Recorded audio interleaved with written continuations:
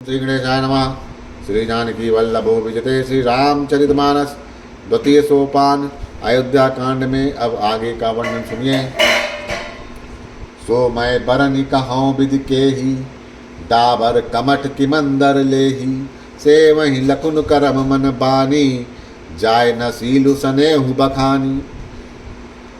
मैं किस प्रकार से वर्णन करके कह सकता हूँ, कहीं पोखरे का या क्षुद्र कछुआ भी बदरांचल को उठा सकता है। लक्ष्मण जी मन वचन और कर्म से श्री रामचंद्र जी की सेवा करते हैं। उनके शील और स्नेह का वर्णन नहीं किया जा सकता। छिनु छिनु लखसी राम पद जानी आप पर नेहु करत न सपने हूँ लखन उचितु बंधु मातु पितु गेहूँ। क्षण क्षण पर श्री सीता राम जी के चरणों को देखकर और अपने ऊपर का स्नेह जानकर लक्ष्मण जी स्वप्न में भी भाइयों माता पिता और घर की याद नहीं करते। राम संग सिय रहत सुखारी पुर परिजन ग्रह सुरति बिसारी चिन चुन प्रिय विदु बदनु निहारी प्रमुदित मनहु चकोर कुमारी। श्री रामचंद्र जी के साथ सीता जी अयोध्यापुरी कुटुंब के लोग और घर की याद भूलकर बहुत ही सुखी रहती है। क्षण क्षण पर पति श्री रामचंद्र जी के चंद्रमा के समान मुख को देखकर वे वैसे ही परम प्रसन्न रहती हैं जैसे चकोर कुमारी या चकोरी चंद्रमा को देखकर प्रसन्न होती है। नाहने होनित बढ़त बिलो की हर्षित रहित दिवस जिम को की सीएम अनुराम चरण अनुरागा अवध सहस सम बिनु प्रिय लागा। स्वामी का प्रेम अपने प्रतिनित्य बढ़ता हुआ देखकर सीता जी ऐसे हर्षित रहती हैं जैसे दिन में चकवी। सीता जी का मन श्री रामचंद्र जी के चरणों में अनुरुक्त है, इससे उनको वन हजारों अवध के समान प्रिय लगता है। परन कुटी प्रिय प्रीतम संगा प्रिय परिवार कुरंग विहंगा सासु ससुर सम मुनितय मुनिवर असुन अमय सम कंद मूल फर। प्रीतम श्री रामचंद्र जी के साथ पर्णकुटी प्यारी लगती है। मृग और पक्षी प्यारे कुटुंबियों के समान लगते हैं।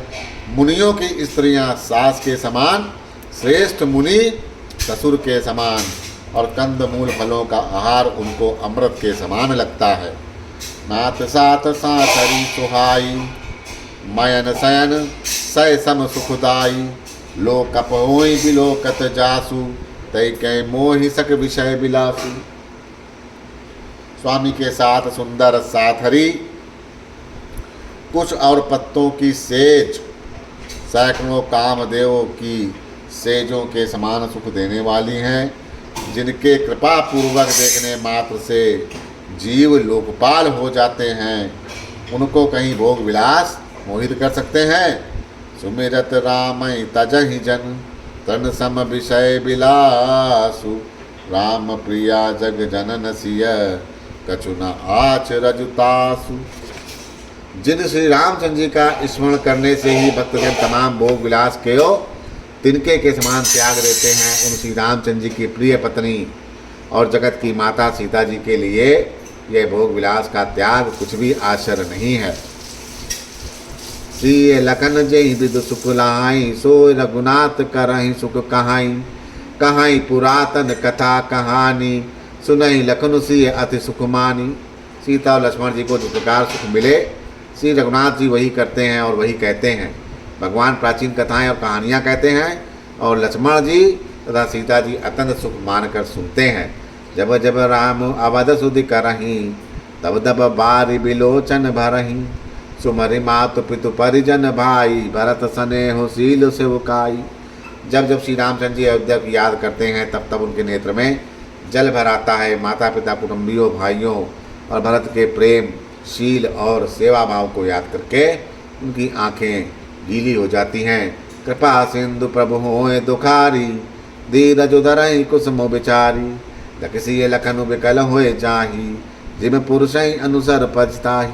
कृपा के समुंदर प्रभु श्री रामचंद्र जी दुखी हो जाते हैं, किंतु फिर कुसुमय समझकर धीरज धारण कर लेते हैं। श्री रामचंद्र जी को दुखी देखकर सीता जी और लक्ष्मण जी व्याकुल हो जाते हैं, जैसे किसी मनुष्य को की परछाई उस मनुष्य के समान ही चेष्टा करती है। प्रिया बंधु गति लाखी रघुनंदन प्रिया बंधु गति लखी रघुनंदन धीर कृपाल भगत उर चंदनु, लगे कहन कछु कथा पुनीता, सुनि सुख लहाय लखनु और सीता। तब धीर कृपाल और भक्तों के हृदय को शीतल करने के लिए चंदन रूप रघुकुल को आनंदित करने वाले श्री रामचंद्र जी प्यारी पत्नी और भाई लक्ष्मण की दशा देखकर कुछ पवित्र कथाएं कहने लगते हैं, जिन्हें सुनकर लक्ष्मण जी और सीता जी सुख प्राप्त करते हैं।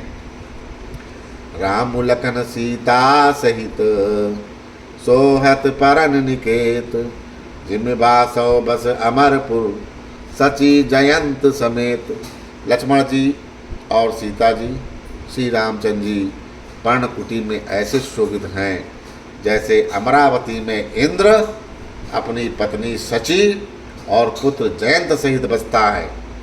जो गो वहीं प्रभु सी लख नहीं कैसे, पलक बिलोचन गोलक जैसे, से वहीं लखन सीय रघुबरही, जिम अब बेकी पुरुष शरीर रही। प्रभु श्री रामचंद्र जी सीता और लक्ष्मण जी को कैसे संभाल कर रखते हैं, जैसे पलकें नेत्रों के गोलकों को संभाल कर रखती हैं। इधर लक्ष्मण जी सीता जी और श्री रामचंद्र जी की, अथवा लक्ष्मण जी और सीता जी श्री रामचंद्र की ऐसी सेवा करते हैं जैसे अज्ञानी मनुष्य शरीर की करते हैं। अहि विधि प्रभु बन बसहि सुकारी, खग मृग सुर तापस हितकारी, कहाँ राम बन गवनु सुहावा, सुनहु सुमंत्र अवध जिम आवा। पक्षी पशु देवता तपस्वियों के हितकारी प्रभु इस प्रकार सुखपूर्वक वन में निवास करते हैं। तुलसीदास जी कहते हैं, मैंने श्री रामचंद्र जी का सुंदर वन गमन कहा। अब जिस तरह सुमंत्र अयोध्या में आए वो कथा सुनिए। फिर निषादु प्रभु पहुँचाई, सचिव सहित रथ देखसी आई, मंत्री विकल बिलो के निषादु, कहीं न जाई जस भयऊ विषादु। प्रभु श्री रामचंद्र जी को पहुंचाकर जब निषाद राज लौटा, तब आकर उसने रथ को सुमंत्र सहित देखा।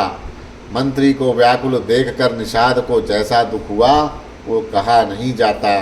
राम राम सिय लखन पुकारी, परऊँ धरन तल व्याकुल भारी, देखी दखिन दिस है ही नाही, जनुबिन पंख विहग कुलाही। निषाद को अकेलाया देखकर सुमंत्र हे राम, हे सीता, हे सीता, हे लक्ष्मण ये पुकारते बहुत व्याकुल होकर धरती पर गिर पड़े।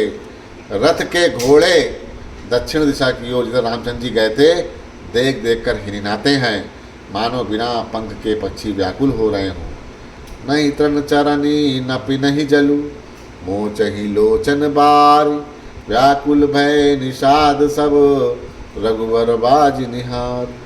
वे ना तो घास चरते हैं न पानी पीते हैं, केवल आंखों से जल बहा रहे हैं। श्री रामचंद्र जी के घोड़ों को इस दशा में देखकर सब निषाद व्याकुल हो गए। दरिदी रज तब कहें निषादु, अब सुमंत परिहरहु विषादु, तुम पंडित परमारथ ज्ञाता, दरहु धीर लख विमुख विधाता। तब धीरज धरकर निषाद राज कहने लगा, हे सुमंत जी अब विषाद को छोड़िए, आप पंडित और परमार्थ को जानने वाले हैं, विधाता को प्रतिकूल जानकर धैर्य धारण कीजिए। विविध कथा कहीं कहीं मृदुबानी, रथ बैठा र्यों बर बसयानी, शोक शिथिल रथ सकई नहा कहीं, रघुवर बिरह पीर उर्बाक। कोमल वाणी से भांति भांति कथाएं कहकर निषाद ने जबरदस्ती लाकर सुमंत्र को रथ पर बैठाया, परंतु शोक के मारे वे तो इतने शिथिल हो गए कि रथ को हाँक नहीं सकते। उनके हृदय में श्री रामचंद्र जी के विरह की बड़ी तीव्र वेदना है। चर पराहई मृग चलहि न गोरे, बन मृग मनौआ निरथ जोरे, अडुकी परहि फिर हे रही पीछे, राम वियोगी विकल दुख पीछे। घोड़े तड़फड़ाते हैं और रास्ते पर नहीं चलते, मानो जंगली पशु लाकर रथ में जोत दिए गए हों। वे श्री रामचंद्र जी के वियोगी घोड़े कभी ठोकर खाकर गिर पड़ते हैं, कभी घूम घूम कर पीछे की ओर देखने लगते हैं। वे तीक्ष्ण दुख से व्याकुल हैं। जो कह राम लखन उभय देहि, हिंकर हिंकर हित हे रहिते ही, बाज बिरह गति कही किम जाति, बिनु मन फनिक विकल जही भांति। जो कोई राम लक्ष्मण और जानकी का नाम ले लेता है, घोड़े हिकर हिकर कर उसकी ओर प्यार से देखने लगते हैं। घोड़ों की विरह दशा कैसे कही जा सकती है। वे ऐसे व्याकुल हैं जैसे मणि के बिना सांप व्याकुल हो जाता है। बायों निषाद विषाद बस, देखत सचिव तुरंग। बोल सुसेवक चारि तब, दिए सारथी संग। मंत्री और घोड़ों की दशा देखकर निषाद राज विषाद के वश में हो गया। तब उसने अपने 4 उत्तम सेवक बुलाकर सारथी के साथ कर दिए। गुहा सारथी फिरौ पहुँचाई, गुह सारथी फिरौ पहुँचाई। बिरहु विषाद बरन नहीं जाई, चले अवध ले रही थही निषादा। चले अवध ले रथही निषादा, हो ही छन मगन विषादा। निषाद राज गुह सुमंत्र जी को पहुंचाकर विदा करके लौटा। उसके विरह और दुख का वर्णन नहीं किया जा सकता। वे चारों निषाद रथ लेकर अवध को चले। सुमंत्र और घोड़ों को देख देख कर वे भी क्षण क्षण भर में विषाद में डूब जाते थे। सोच सुमंत्र विकल दुख दीना, दिग जीवन रघुवीर विहीना। रहाई न अंतहु धर्म शरीरो, जसुना लहू बिचुरत रघुवीरो। व्याकुल और दुख से दीन हुए सुमंत्र सोचते हैं कि श्री रघुवीर जी के बिना जीने का धिक्कार है। आखिर ये अधम शरीर रहेगा तो है ही नहीं। अभी श्री रामचंद्र जी के बिछुड़ते ही छूट कर इसने यश क्यों नहीं ले लिया। भय अजस अग भाजन प्राणा, कवन हेतु नहीं करत पयाना। अहय मंद मनु अवसर चूका, अजौ न हृदय हो तो दुई तूका। ये प्राण अपयश और पाप के भाड़े हो गए। अब ये किस प्रकार कूच नहीं करते। हाय नीच मन, मौका चूक गया। अब भी तो हृदय के 2 टुकड़े नहीं हो जाते। नींज हाथ सिर धुनि पछताई, मनहु कृपन धर राशि गंवाई।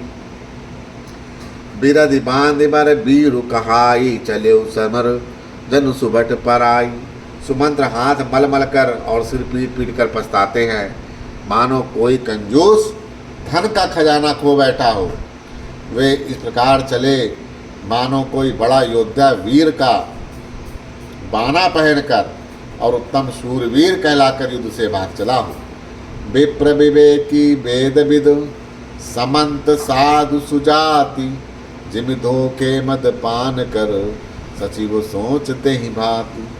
जैसे कोई विवेकशील वेद का ज्ञाता, साधु सम्मत आचरणों वाला और उत्तम जाति का ब्राह्मण धोखे से मदरा पी ले और पीछे पछतावे, उसी प्रकार मंत्री सुमंत्र सोच रहे हैं और पछता रहे हैं। जिम कुलीनति साधु सयानी, पति देवता करम मन बानी।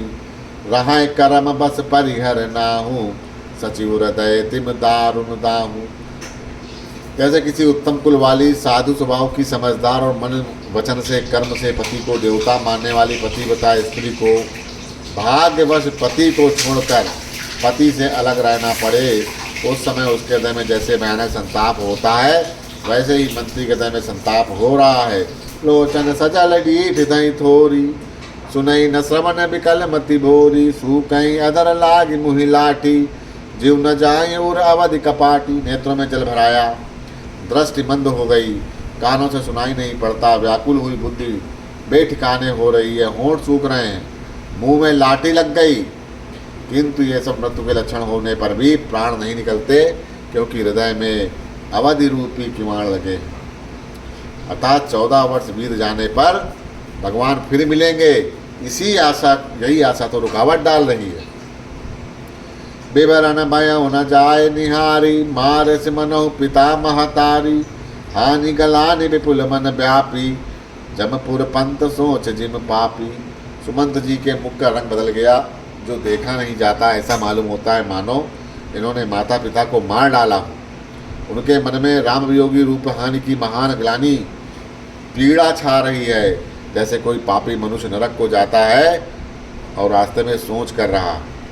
बचन न आब हृदय पछताई, अवध का हमें देख बुझाई। राम रहित रथ दे कहीं जोई, सकुचाई मोहि बिलोकत सोई। मुँह से वचन नहीं निकलते, हृदय पछताते हैं कि मैं अयोध्या में जाकर क्या देखूंगा। श्री रामचंद्र से शून्य रथ को जो भी देखेगा वही मुझे देखने में संकोच करेगा, अर्थात मेरा मुंह मैं नहीं देखना चाहेगा। ताय पूछहि मोहि जब, विकल नगर नर नारी, उतरू देव मैं सब ही तब, हृदय वज्र बैठारी।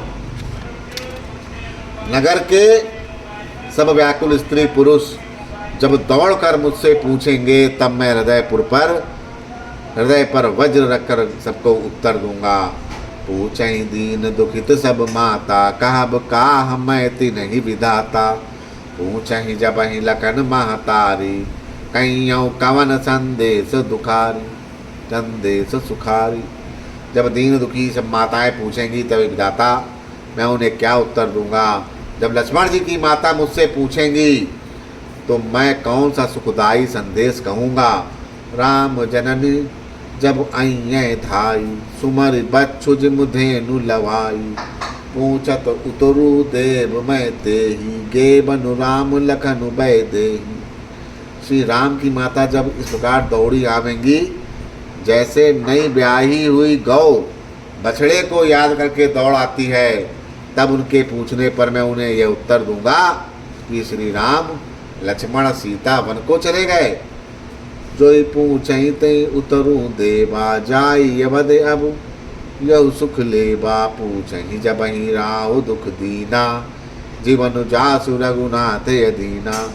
जो भी पूछेगा उसे यही उत्तर देना पड़ेगा, हाय अयोध्या जाकर अब मुझे यही सुख लेना है। जब दुख से दीन महाराज, जिनका जीवन श्री रघुनाथ जी के दर्शन के ही अधीन है, वो मुझसे पूछेंगे, देयौ उतरु कौन मोहिलाई, आयौ कुशल कुंवर पहुँचाई। सुनत लखन सिय राम संदेशु, तृण जिम तनु परिहरहि नरेशु। तब मैं दशरथ जी को कौन सा मुंह लेकर उत्तर दूंगा कि मैं राजकुमारों को कुशल पूर्वक पहुँचा आया। लक्ष्मण सीता और श्री राम का समाचार सुनते ही महाराज तिनके की तरह शरीर को त्याग देंगे। हृदय न बिदरऊं पंक जिमी, बिछुरत प्रीतमु नीरु। जानत हूँ मुई दीन विधि, यहु जात न शरीर। प्रीतम, यह श्री राम जी रूपी जल के बिछड़ते ही मेरा हृदय कीचड़ की तरह फट नहीं गया।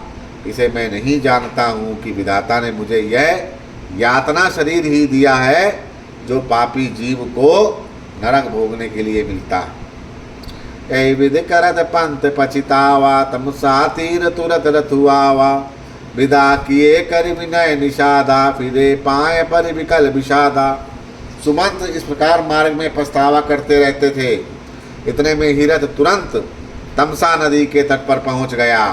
मंत्री ने विनय करके चारों निषाद को विदा किया।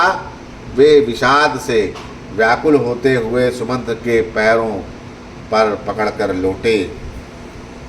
पैठत नगर सचिव सकुचाई, जनु मारे सुगुरु नाम बामन गाई। बैठ बिटप तर दिवस गवावा, सांझ समय तब अवसर हुआवा। नगर में प्रवेश करते मंत्री ग्लानि के कारण ऐसे सकुचाते हैं मानो गुरु ब्राह्मण और गौ को मार के आए। सारा दिन एक पेड़ के नीचे बैठकर बिताया। जब संध्या हुई तब मौका मिला। अवध प्रवेश कीन अंधियारे, पैठ बमन रतुरा की दुखारे। जिन जिन समाचार सुन पाए, ऊप द्वार रथ देखने आए। अंधेरा होने पर उन्होंने अयोध्या में प्रवेश किया और रथ को दरवाजे पर खड़ा करके चुपके से महल में घुसे। जिन जिन लोगों ने समाचार सुन पाए वे सभी रथ को देखने राजद्वार पर आए। रतु पहचान विकल लखी गोरे, गरहि गात जिमिया तपियोरे। नगर नार नर व्याकुल कैसे, निगटत नीर मीन गन जैसे। रथ को पहचान कर और घोड़ों को व्याकुल देखकर उनके शरीर ऐसे गले जा रहे हैं या क्षीण हो रहे हैं जैसे घाम में ओले। नगर के स्त्री पुरुष कैसे व्याकुल हैं जैसे जल के घटने पर मछलियां व्याकुल हो जाती। सचिव आगमन सुनत सबु, विकल भय निवासु।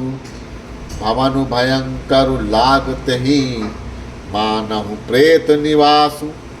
मंत्री अकेले ही आना सुनकर सारा रनिवास व्याकुल हो गया।